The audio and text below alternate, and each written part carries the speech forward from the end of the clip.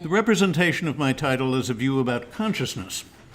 That will surprise some. Fodor was known to be impatient with the topic of consciousness. It's not coming through very loudly. I wonder if the mic is on. I don't know whether the mic is on. I'll turn up the Let's volume. find out whether the mic is on. I'll increase the volume. How How about about this? Yeah. Testing 1, 2, 3. might be a Terrific. bit loud? There. Terrific. Okay. I will start again. The representationalism of my title is a view about consciousness. And this is going to surprise some because Jerry was known to be impatient with the topic of consciousness. But in his last 5 to 7 years, he developed the outline of an account of consciousness, inspired in part by that very impatience with most standard views. Fodor did not, to my knowledge, write this up in any way that he was pleased with, so I'll rely here on my recollection of a fair number of conversations, some reasonably detailed. My goal will be to do justice to the thoughts that Jerry pressed, and also to objections that I raised and his replies. Jerry's main motive in thinking about consciousness was to have a theoretical treatment of conscious perception that avoids the quandaries that seem to arise in connection with qualia. The main source of his impatience with the standard literature stemmed from the claims about an explanatory gap, a hard problem, and related challenges to any satisfactory theoretical treatment. His goal was an approach to consciousness that avoids these apparent difficulties. Perceptual consciousness occurs when we consciously perceive things. So, Fodor's first and his main move was to treat such consciousness as just a matter of one's being conscious of the things that we perceive. And that suggests a way to deal with the qualitative aspect of conscious perception. There just are no qualities except for the properties of things we perceive. There is no qualitative character of the perceptual states themselves. This sidesteps any explanatory gap or hard problem. There is no special difficulty in explaining the perceptible properties of the things we perceive, such as color and the like.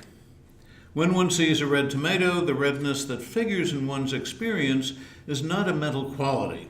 It is just the color of the tomato itself. And physics arguably provides us with an account of that physical property, roughly in terms of surface reflectances.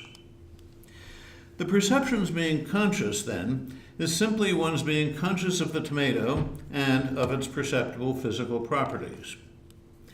Perceiving can also occur without being conscious, as in various subliminal cases. And subliminal perceiving fits comfortably with this account. In subliminally seeing a tomato, one sees it, just not consciously. So then one is not conscious of the tomato, or of its color, or any other properties. At least that's the way this line works. And it's easy to tell if a case is subliminal. We ask, did you see a tomato? If the subject says no, but we find independent evidence of priming or above chance forced choice guessing, then visual information got in psychologically, and that's unconscious perceiving. Subjects' reports show whether they are conscious of what they perceive, and those reports also, by wide consensus, show whether subjects' perceptual states are conscious. If somebody does perceive something, but reports not perceiving it, the perceiving is not conscious. It's natural to conclude that consciousness consists simply in being conscious of what one perceives. This view so far looks like a version of representationalism, on which the only way anything qualitative figures in conscious perceiving is that the perceptual states represent qualities of perceived objects.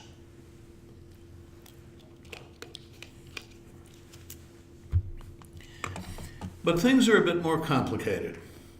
Jerry also holds that representation occurs without being conceptualized, and those preconceptual contents, as he calls them, are often iconic.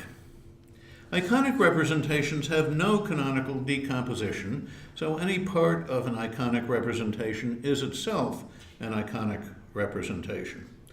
Iconic representations are in that particular way semantically and syntactically homogeneous. And because of that, Jerry argues, they cannot individuate, that is to say, they cannot divide their reference. This is mainly developed in LOT2, Chapter 6. Are such iconic representations qualitative? And if they are, why aren't perceptual states themselves qualitative, so that Jerry's view would not turn out to be a version of representationalism after all? Jerry's iconic representations are never, however, conscious. They are not only prior to conceptualization, they are also prior to consciousness, and qualitative states give rise to the quandaries representationalism seeks to avoid only if those states are conscious. Since the view denies that there are any mental qualities as those typically construed, it can reasonably count as a version of representationalism. And the overall view is representationalist, I'll argue, in another way that I'll mention shortly. But isn't there something it's like to see a red tomato? And isn't what it's like what leads to the quandaries? Doesn't what it's like imply that the seeing itself, the perceptual state, has a qualitative aspect? No, or at least I argue, and Jerry agreed with me on this. There being something that it's like to see a red tomato is just one seeing consciously. It's being conscious of the tomato and its redness, conscious of the tomato by seeing it. Similarly with the conscious redness that figures in such a perception. That consists simply in one's being conscious of physical redness, again, by seeing it. But isn't there phenomenal consciousness when one consciously sees a red tomato, and won't that give rise to the quandaries? Phenomenal consciousness, I would argue, is a theoretical construct that posits mental qualitative character as having consciousness built in. That is to say, consciousness built into the qualitative character itself. And it's far from clear that common sense characterizes qualitative character in that way. That is, as welded to consciousness, so that the two cannot occur independently or be given distinct theoretical accounts. On our common sense view, we readily distinguish consciousness from qualitative character as distinct mental properties. And construing qualities and consciousness as welded together also impedes any informative account of the nature of either one. Indeed, proponents of the phenomenal consciousness picture literally say as much. Thus, Ned Block, who holds that view, suggests that we can say nothing about what qualitative character is other than Louis Armstrong's quip about jazz: if you gotta ask, you ain't never gonna get to know. And proponents of Jackson's Mary are, I think, equally elusive about what it is that Mary learns on first consciously seeing something red. If we can give no informative account of qualitative consciousness, a hard problem and an explanatory gap are unavoidable. We can't expect to be able to explain what we can't even describe in any informative way. But if qualities are just perceived properties and consciousness is being conscious of them, an informative account is, I would argue, possible. Still, there are issues. What it's like to see a red tomato is being conscious of the red tomato by seeing it. But one can also see a red tomato subliminally without being thus conscious of it. So we need to explain how the two cases differ, the conscious case of perceiving the red tomato and the subliminal case of seeing the red tomato. What exactly is it that's added when we take a subliminal case and it turns into a conscious case? What's the additional factor? We ask, did you see a tomato? If yes, the seeing is conscious, otherwise not. But just what are we testing for with that question? Perceptual information, color, shape, type of object, and so forth, gets in when one subliminally sees something and it affects psychological processing. what more is there to one's also being conscious of those properties? One might seek to answer this question by appeal to how far the processing stream goes. It starts with transducers and eventually goes on to demonstrative reference, conceptualization, and so forth. Might consciousness kick in just in case the processing gets far enough to reach consciousness? That's trivially so, but by itself it's not at all helpful. No stage all the way to conceptualization has to occur consciously. So no stage that far along can explain why things become conscious at that point. We need a way to fix the stage at which things become conscious other than simply saying that's where things become conscious. Some theories of consciousness consider only conscious states, tacitly denying, sometimes explicitly denying, that any unconscious cases occur. So the conscious states will be just those that exhibit some other mental property, and that's what happens on the phenomenal consciousness picture, according to which if a state exhibits the mental property of being qualitative, that involves the states being conscious. So there is no such thing as an unconscious qualitative state on that picture. But if states that occur consciously can also occur without being conscious, as perceptual states plainly can, we don't fully understand what the conscious cases are unless we explain how they differ from the unconscious cases. I'm going to return to this issue at the end. It's the issue that in the end mostly separated Jerry and me in our conversations. But first, a few words about how we might address that difference, the difference between the subliminal and the conscious cases of perceiving. The two main types of theory of consciousness that address the contrast between conscious and not are global workspace theories and higher order theories.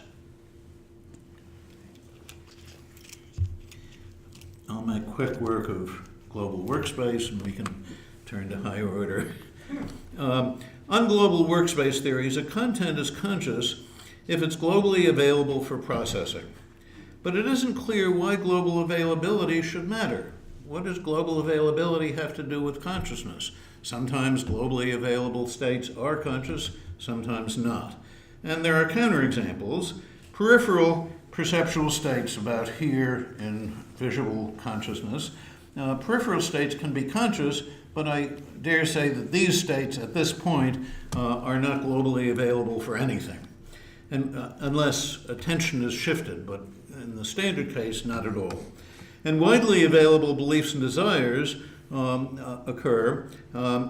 They are widely available for various kinds of processing, but without being conscious.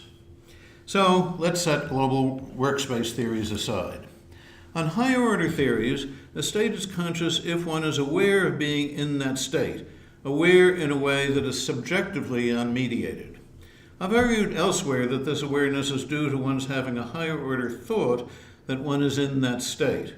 But the higher order thought aspect of things isn't going to matter for what I say here. Any higher order awareness will do.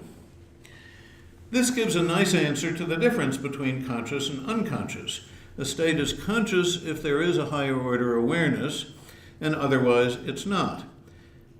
And this line also fits with the tradition which spoke of states being conscious, which never spoke of states being conscious. You don't find this usage that I can find in English or any other language relevant to the Western philosophical tradition anywhere before the, say, second half of the 19th century.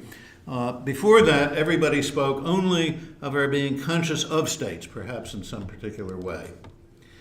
This differs from representationalism, on which a perception is conscious if one is conscious of the perceived object. On higher order theories, one is conscious or not of perceptions, of perceptual states. On representationalism, one is conscious or not of the objects that we perceive. On a representationalist theory, the only qualitative aspect are properties of perceived objects. But what about qualitative character on a higher order theory, on which a perception is conscious if one is aware of the perceptual state itself? Is qualitative character then a property of the perceptual state, a mental property that a higher order awareness makes one aware of?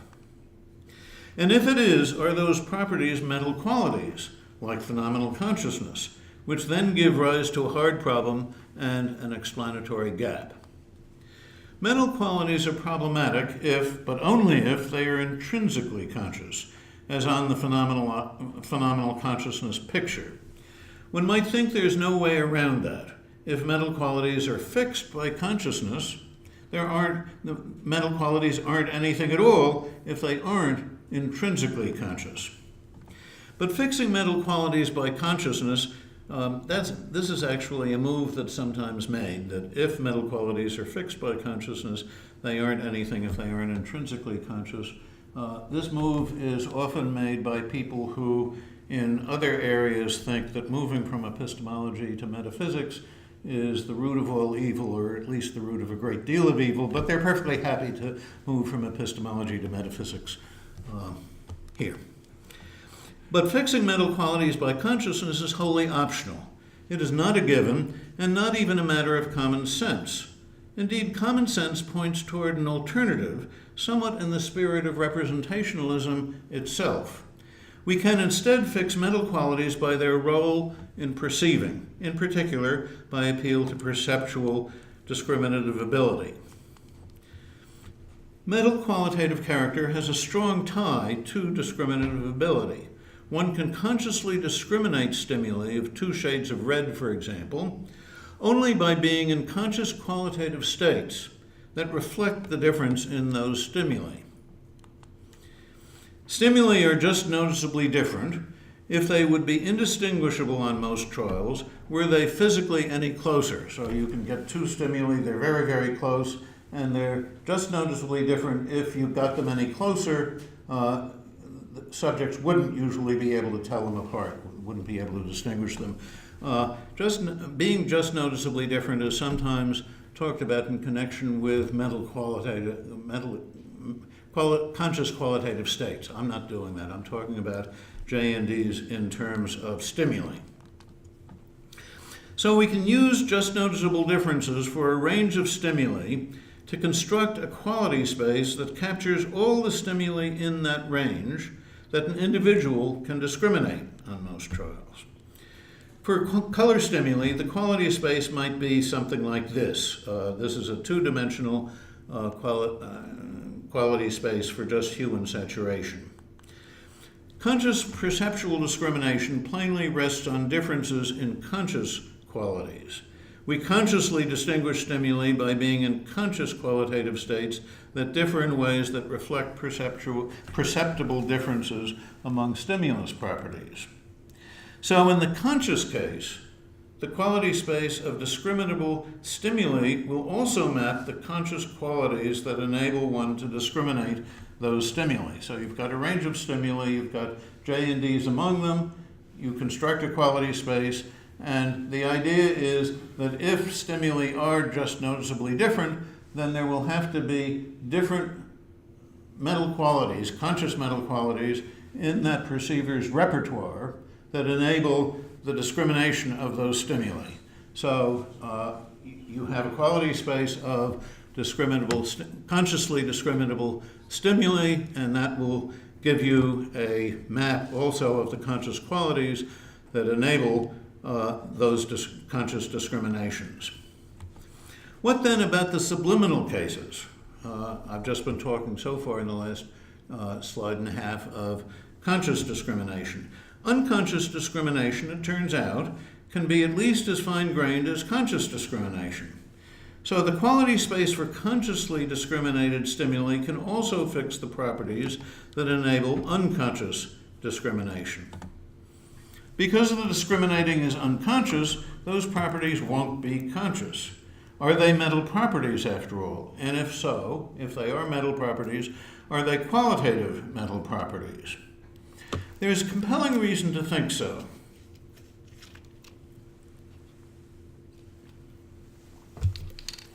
The only mental properties unconscious discrimination might rely on are the mental properties.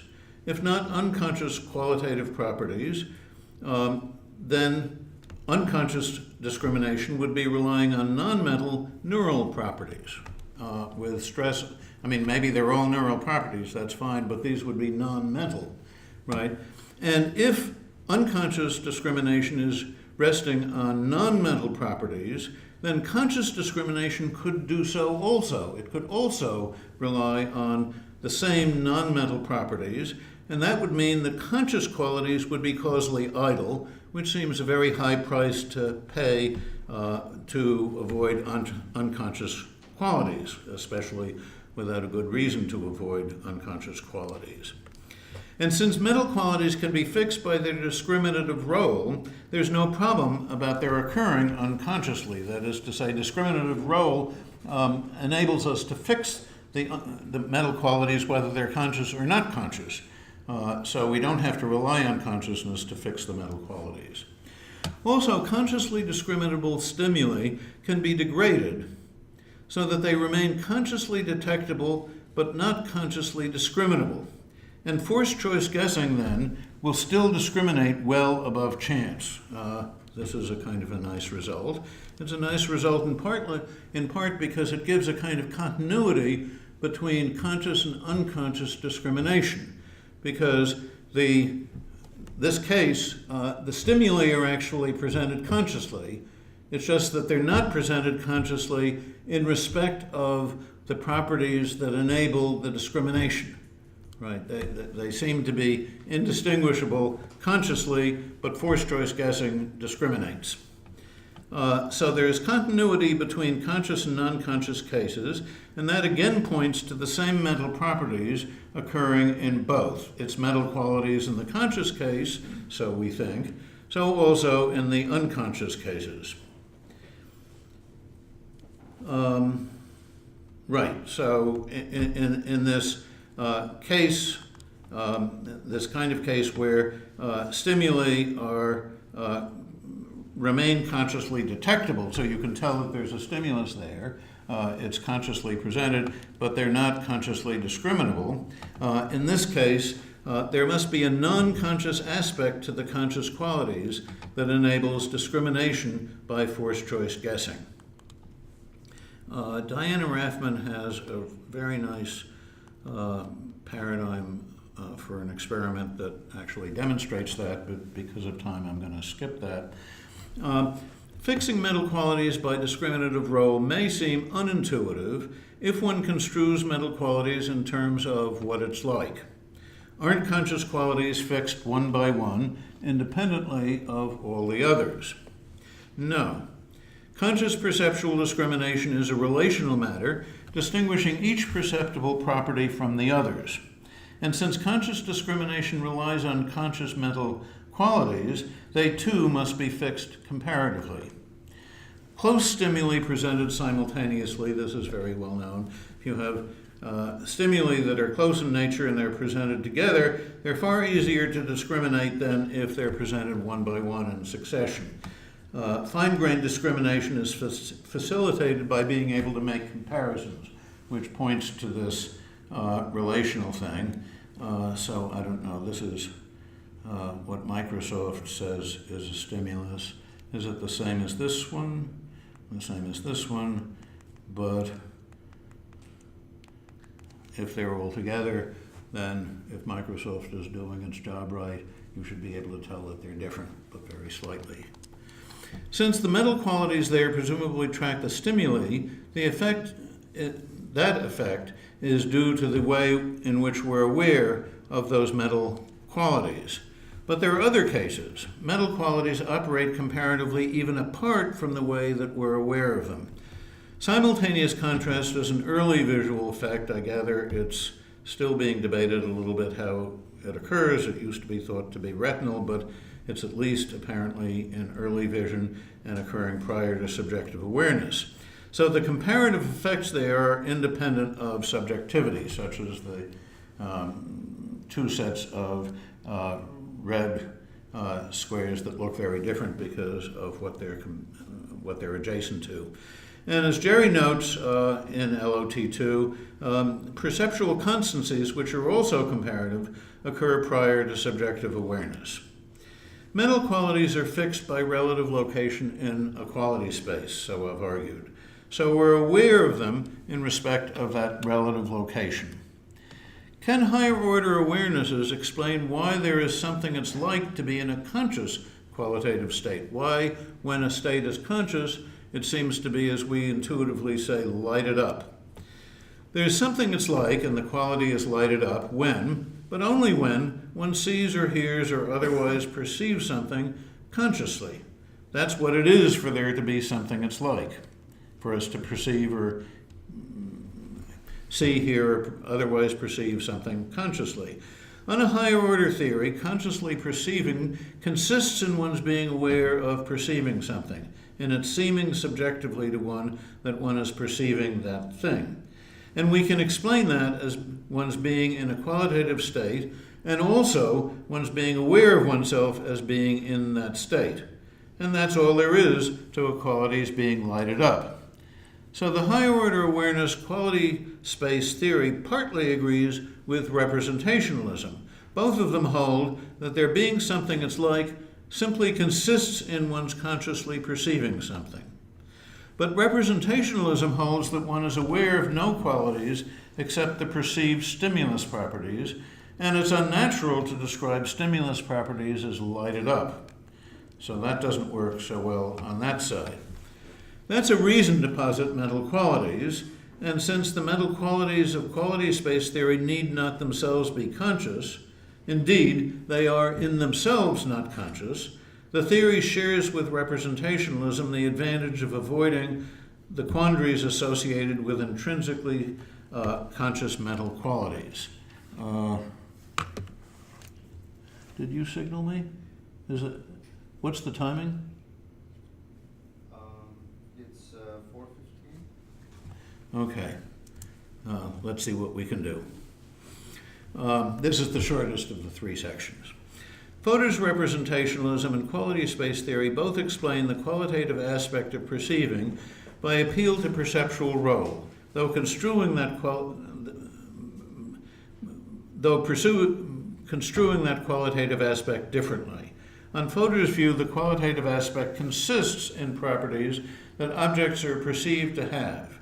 Quality space theory posits mental qualities that need not be conscious. But since neither appeals to mental qualities that must be conscious, both avoid the quandaries about consciousness, such as a hard problem and an explanatory gap. Fodor appeals to iconic representations which cannot occur consciously, but seem very much like qualitative properties. And the mental qualities of quality space theory are not in themselves conscious. Their occurring consciously is due to an accompanying higher order awareness. Is the difference then just verbal?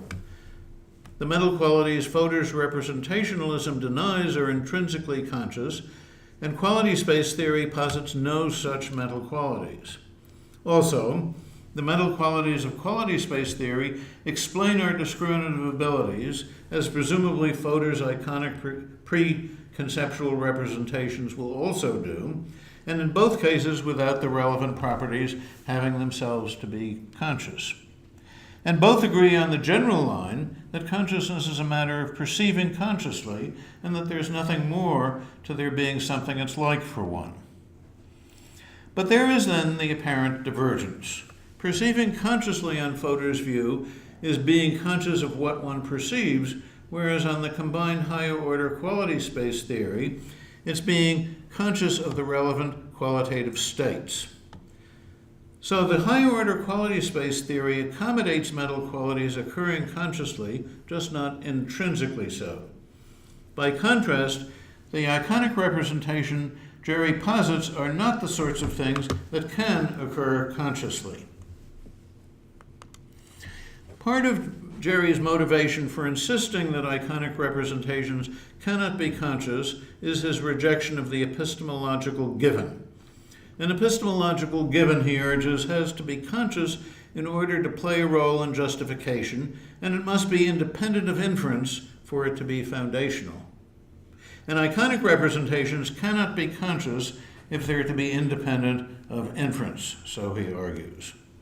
But nothing changes in the mental qualities of higher-order quality space theory themselves when they become conscious.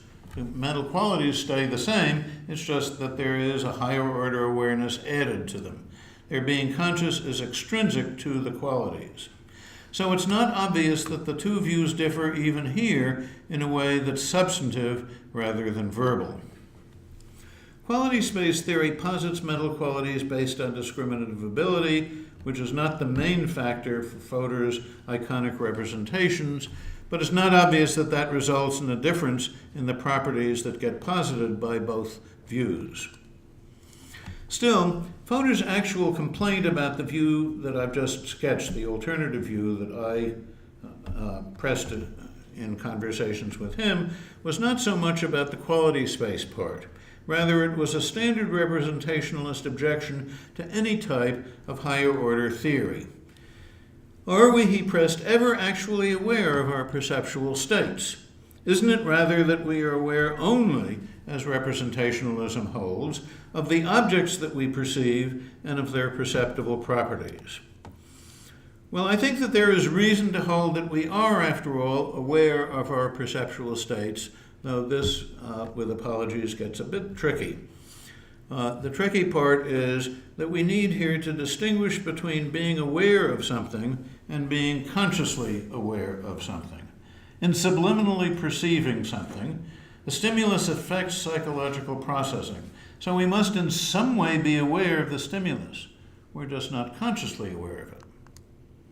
This distinction is, I think, important, and it's not all that unusual. It figures regularly in the popular press, when the popular press, Tuesday's Science Times and so forth, are reporting on some kind of scientific findings, and also in other non-academic writing. When perceiving is conscious, and not just subliminal, then we're consciously aware of what we perceive. We are aware of what we perceive, but also aware of being aware of it. Indeed, being aware of things is what makes the perceiving conscious.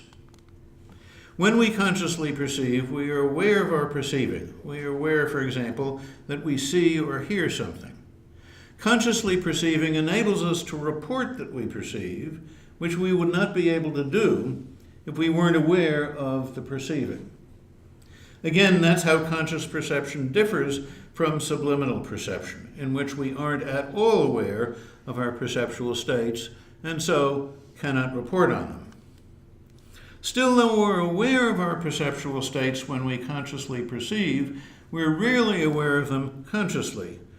We're arguably aware of them consciously only when we introspect.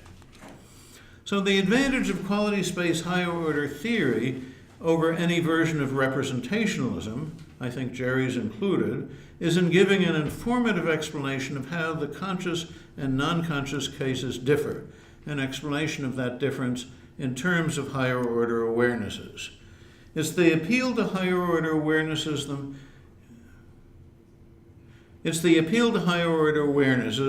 themselves rarely conscious, that lets us draw the crucial distinction between being aware of perceptual states and being consciously aware of them, which lets us in turn distinguish conscious from subliminal perceiving.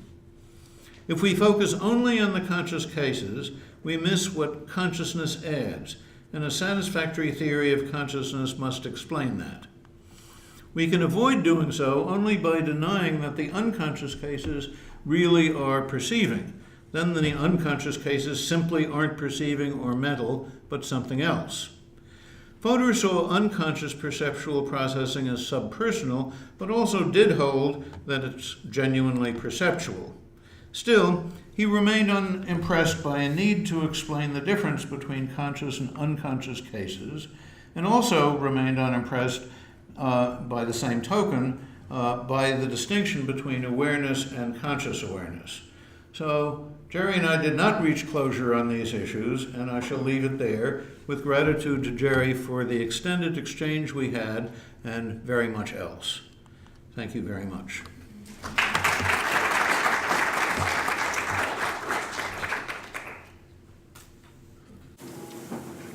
channel.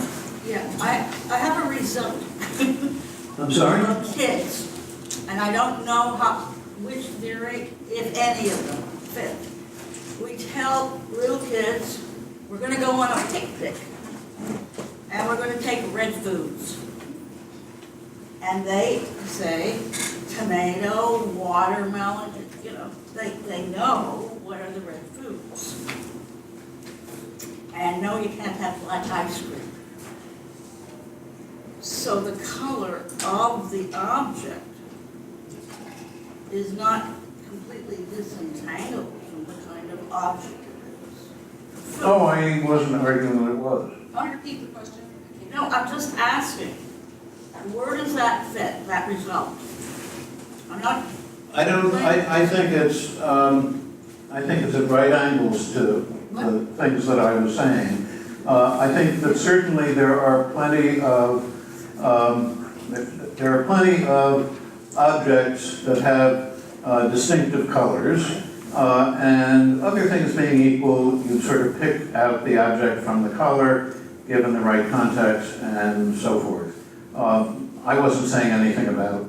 but they're not necessarily learned, at first, it's out of memory.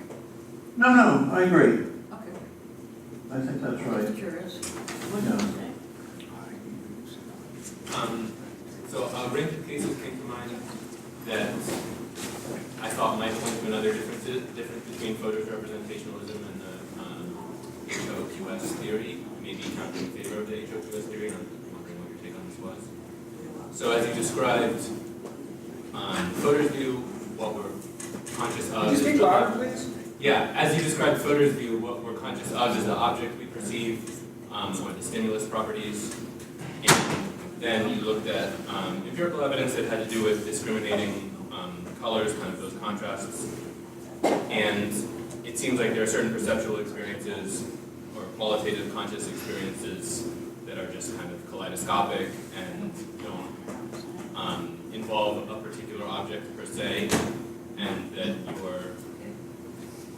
what you're discriminating, what you're conscious of is differences rather than qualities of objects would be the suggestion if those cases are right, and that would seem to be a kind of case that the HOQS theory does better with. Yeah, I'm not sure that I have a grasp of your kind of case, but I'm assuming, so the kind of cases, there is conscious perceiving, there's conscious vision, say, but there's no object.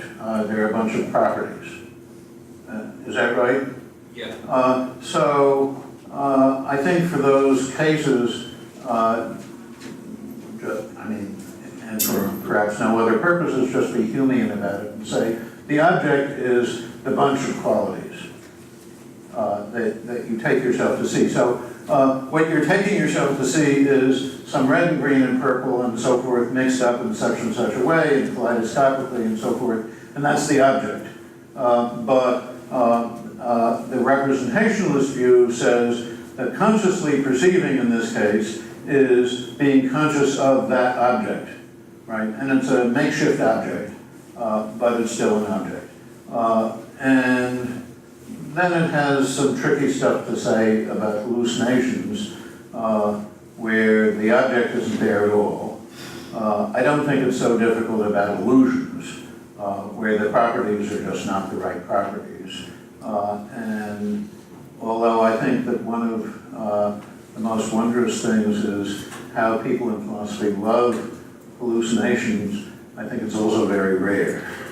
I've never had one. I don't think I've had one. Maybe not.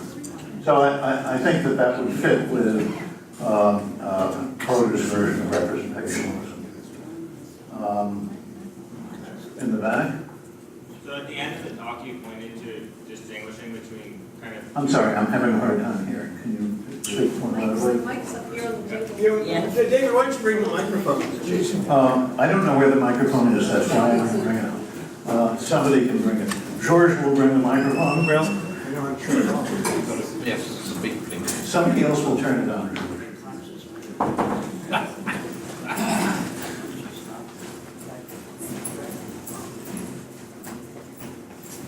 So at the end of the talk you mentioned distinction between kind of two levels of being awareness, of like being aware and being aware of that. That sounds like kind of what lower or first order theorists kind of distinguish between like the lower order reading of saying of being aware of that. So what's the distinction? Why would you? Does that make sense? Like the higher order versus the lower order distinction kind of reflects the way that you're distinguishing between being aware of and being aware of something as such or something along those lines. I'm not sure I'm following. Here's what I think, and then after I say that, you can tell me whether I've answered your question. People who like some version or other of a higher order theory of consciousness are likely to say, yes, there is a difference between consciously perceiving things, being consciously aware of something and just being aware of it, but not consciously aware of it. People who hate higher order theories will say, that's a very bad distinction. Jerry did not like high order theories, and he said that's a very bad distinction, but I'm not quite sure what the basis is for thinking that it's a bad distinction, because what I argued was, in subliminal perception, well, you could say you're not aware at all of the stimulus. That seems like a funny thing to say, because somehow the stimulus is getting in there and doing things, and not just, neurologically, it's getting in there and doing things that you can more or less track in a psychological way. Like forced choice guessing is a psychological result, priming is a psychological result. So it seems to me there's something that it makes sense to call awareness in these cases, and then we want to distinguish it from the case of conscious perceiving, and we can distinguish it by saying it's awareness, it's just not conscious awareness. So, did I answer your question? Probably not. No.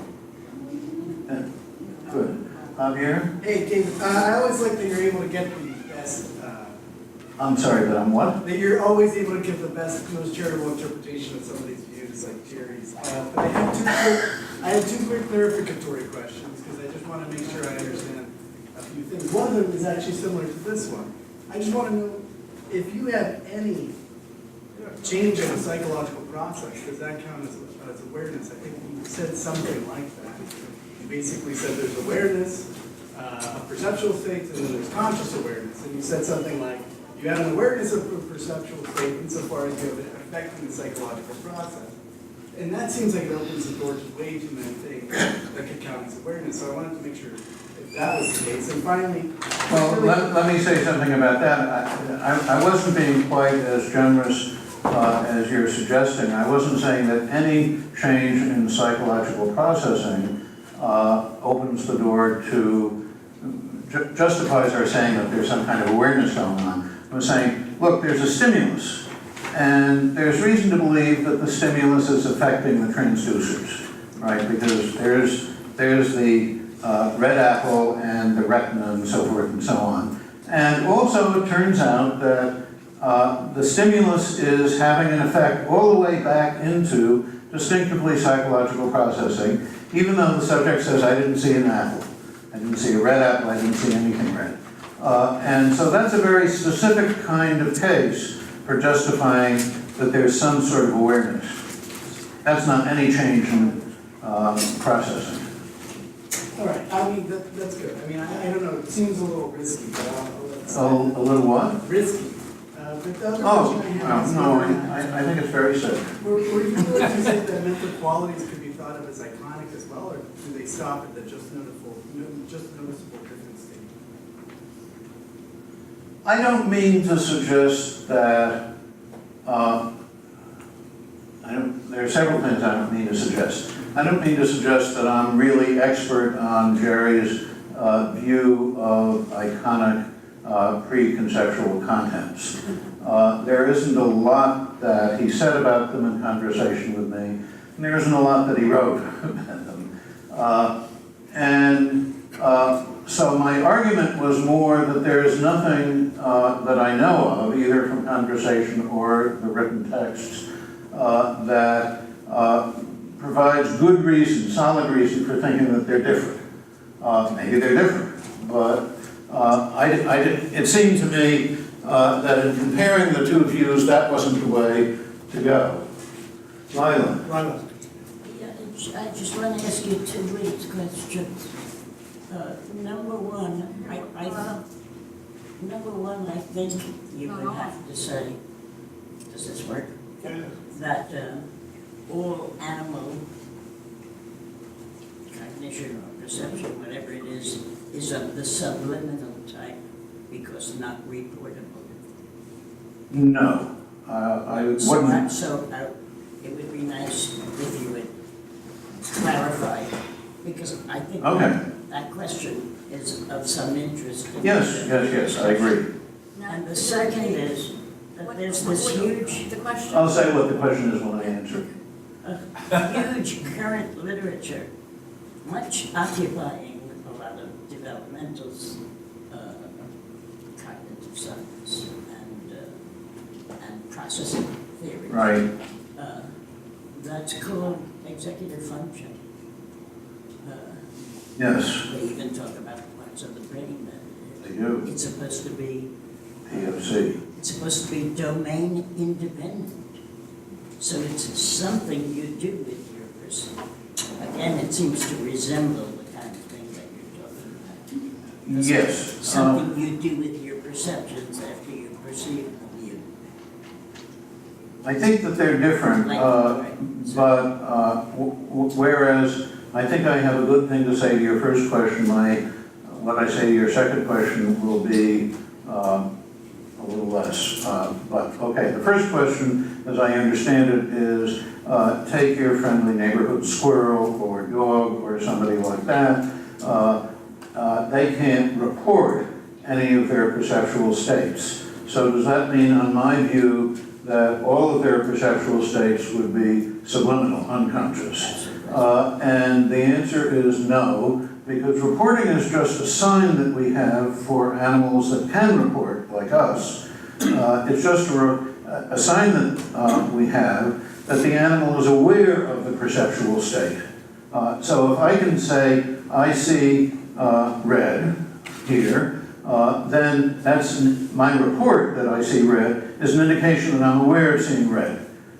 So the fact that you don't have the linguistic ability to express your awareness of seeing red doesn't mean that you have no awareness of seeing red. Now then,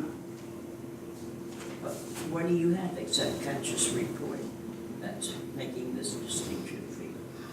well, you don't have anything that's nearly so good as conscious as verbal report.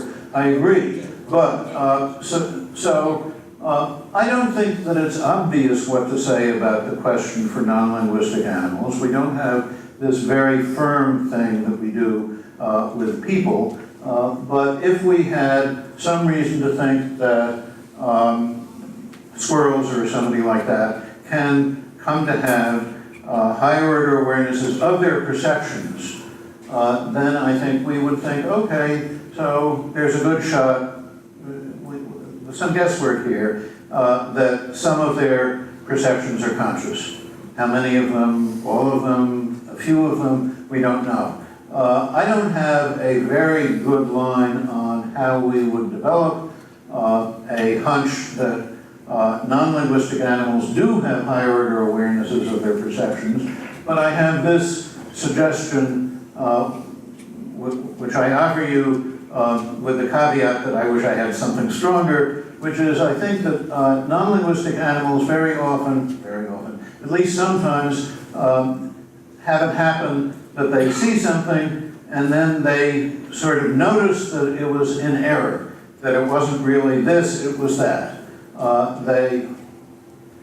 Well, maybe they don't. But it seems to me that they sometimes behave as though they're doing a bit of a double take, and my goodness, it's this as opposed to that. I said I wish that I had something stronger. So I recognize this is not great, but it's not nothing, I think. And if you register that you made a mistake perceptually, that's sort of next door to being aware of what you originally perceived. And that means that you can get going maybe with awarenesses of perceiving. This isn't great, but it's not, I think, nothing. I wish I had something stronger. Now, this executive function thing. Domain general. Domain general, right, very magical. One of the marvelous things about, if there are higher order awarenesses, people tell me, and I actually have written on this, they probably occur in prefrontal cortex, or if not in prefrontal cortex, somewhere very near to prefrontal cortex to take care of people who don't have one.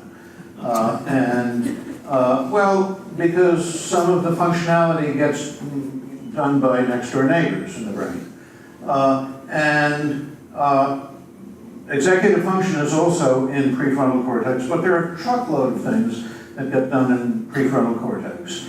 And I'm not convinced, this is something that will put me in bad repute with all of you, but I'm not convinced that a mental state's being conscious confers any additional utility on being in that mental state. It seems to me that if you see a red apple, then there's shape and color and texture and whatever it is, and those are all properties that can register in vision without being conscious. And those are the properties that are going to have utility. So then if you add consciousness on, that's very nice, and it keeps people in business like me, but I don't know that it does any other good. So I think the thing about consciousness is it's not obvious that, and this is, I don't argue this, I've argued this in print, I don't argue this on the basis of higher order thought theory. I argue this independently from the properties that have the utility. They seem to be properties that can occur without being conscious, right? By contrast, executive function is filled with utility. That's its, middle name, and its first name and its last name. That executive function is just very useful. So I think that those are probably two distinct things, the higher order awarenesses and the executive function, both taking place in this very interesting part of the brain, but perhaps not otherwise connected. Sharon. So your view today is tied to perception. And so here I am thinking, and I'm aware that I'm thinking. Are you going to, at some point, transition to non-perceptual consciousness? Oh, I do that all the time. I'm just not doing it here. Okay. And the reason that I'm not doing it here is partly because Rome wasn't built in a day, but more specifically because Jerry's view about consciousness was dedicated to the perceptual case. That is, representationalism is a view about consciousness for the case of perceptual consciousness. And it's designed to get away from these pesky mental qualities that are necessarily conscious, that are intrinsically conscious. So that's why I was just limiting myself to that. And I think, by the way, in connection with our friendly squirrels, although I do think that squirrels might have higher order awarenesses of perceptual states, I think they do not have higher order awarenesses of thoughts and desires and things like that. And I think that the pre-theoretic intuition that non-linguistic animals have mental states that are conscious is pretty much limited to the qualitative cases and not to the intentional, purely intentional cases like beliefs and desires. George? Yeah, well, there's a lot to disagree about here. I'm sorry? There's a lot to disagree with you about here, but I'll only... Yes, I know, you've been doing it for years. I'll only focus on one issue which interests me with Jerry as well. Yes. And that is, look, many psychologists are, I think, plausibly anti-realist about many secondary properties like color and taste and smell. I'm sorry. Anti-realist, they don't think things are colored. I'm sorry, they don't think there are colors in the chair. That's right. Okay, I don't know where psychologists get off thinking that. Look, there's some arguments. There's Seems some to be none of arguments. their business. What is it we don't think? There are colors in the Many psychologists, like Stephen Palmer, for example, right? No, I know that he says this, but where does he get off saying this? Well, there are arguments, oddly enough. You may not know them, but there are arguments that can be made. And I just want to know this. I'm not going to rehearse those arguments for you now. but simply, are you committed to realism about all secondary properties? Because if you're not, then it looks like the problem of Qualia will recur for color. For example, if you're an anti-realist about color, that you'd have a problem about, well, then what's your representation of when you have a color experience? Yes. So you're committed to realism. You're committed to realism about all secondary properties.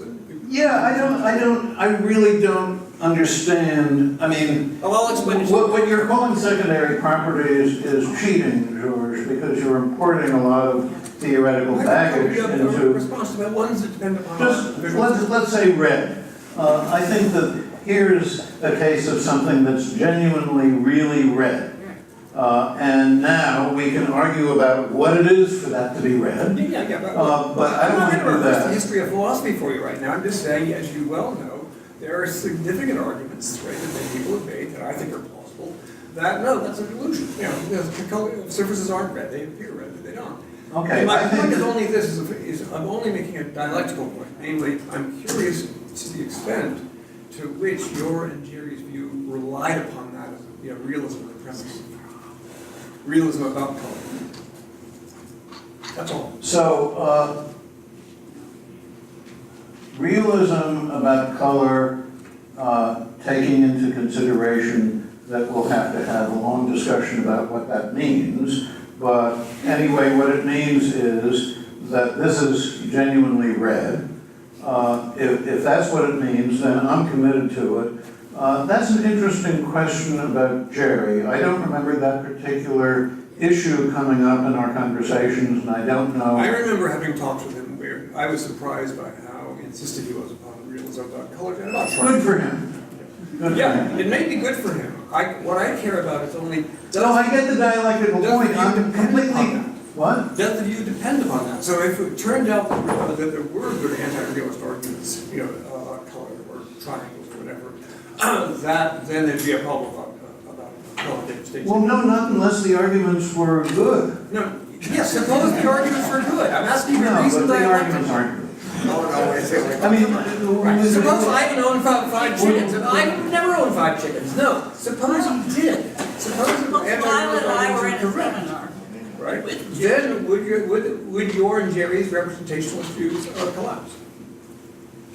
Well, my view is not representationalist, Jerry's was. I take it that, I mean, I don't know what more I can say. I think that I don't know of any good arguments. I think that if I did, I probably would modify my view. Factually, right? No, I get, we all get it that it's a dialectical point, but I don't know what else I can say.